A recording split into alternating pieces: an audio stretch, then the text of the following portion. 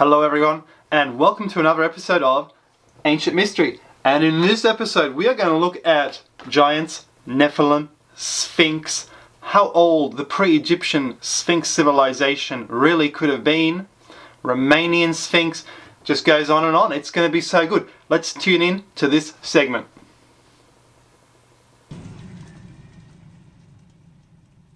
This is just amazing. In this video we're going to look at the giant coffins, and the giant coffins must be a relic of pre-Egypt.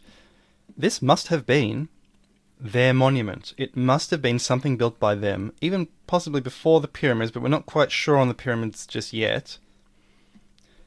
And the Sphinx appears to be guarding this grave. This is called the shaft of Osiris. It's called the water shaft, and it being called the water shaft, look, water erosion, just like on the Sphinx, kind of proves, as one commenter pointed out, that the Sphinx was eroded by water, and it's now buried. But down there, wow, that weird sarcophagus.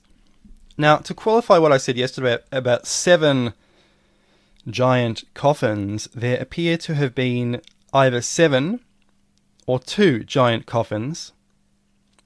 7 in total. 5 of them are gone. They are just gone. One of them could be this in the British Museum. We're not sure. That is a normal human. That is from the Said period, 26th dynasty. And Egypt goes way back. I made a video about this last year. This is amazing. This is a discovery of pre-dynastic burial from 5000 BC in Saqqara. And here's Campbell's tomb. It's the only thing really behind the Sphinx. That's it. There's a few more. Yeah. Possibly a tomb there, something here, something here, something here. Amazing. I just totally agree with this guy. I'm going to give him a thumbs up. And oh wait, it's me. Look at this. This is this is one of the few pictures. And do you notice these that coffin that I showed you is exactly the same as the coffins in Saqqara. These are surely pre-dynastic. They go back all the way. Now the Egyptologists say that these are for oxen. There was an ox cult in ancient times, but no bones have been found, so they don't actually know. So the default is we must assume they are for humans. And the giants, we know they existed. They had to be buried somewhere. That one I think was proven to be a hoax, the Cardiff giant. But then again you have this, skeleton of a mound builder, 7 feet in length, Serpent Mound, Peebles, Ohio. And that's just incredible. And in the Bible, these were called the Nephilim. And there's an amazing quote. When the Israelites were settling Canaan, leaving their home, which had been their home for about 400 years in Lower Egypt, they sent a scouting party out to Canaan, and they saw what they said were the descendants of Anak, who were giants, and they said the land that we have gone through as spies is a land that devours its inhabitants. And all the people that we saw in it are of great size. There we saw the Nephilim, and to ourselves we seemed like grasshoppers, so we seemed to them. And that's just incredible.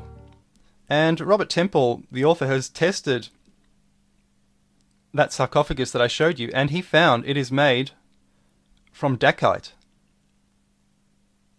Dacite. It's from Dacia, Romania. We'll get to that. It's also found in Egypt, but hundreds of kilometers away from the tomb, which is bizarre. It's not found anywhere around the tomb. So it was a civilization, a huge civilization that carved this in pre-Egypt. And this is Diodorus.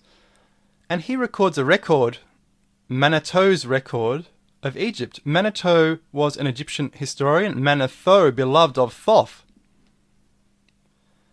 And Diodorus doesn't really like these historians from Egypt because he says they rave about their dynasties going back tens and tens of thousands of years. And indeed, Manetho talks about the era of gods, the era of demigods, the era of the spirits of the dead, and he talks about this as being 24,925 years in length. And he says that's before the first dynasty. Now, I find that just incredible. Diodorus says these were probably moon years of 30 days each, or 29 days each. But even if that is correct, I've done a little calculation that takes Egyptian history back to 5,500 BC. It's still not really talking about pre-Egypt, because that Sphinx seems to be older because it's been in the water for thousands and thousands of years.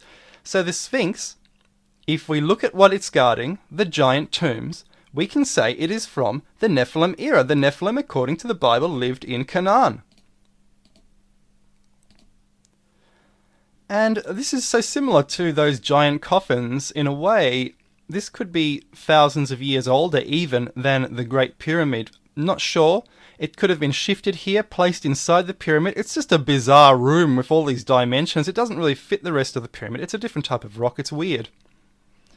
And I'm suggesting fetal position burial could be the way that giants were buried, because these coffins, if you look at them, they are kind of really long, but wide compared to their length. They are quite wide, so giants could have been in here in the fetal position, and this is how people were buried.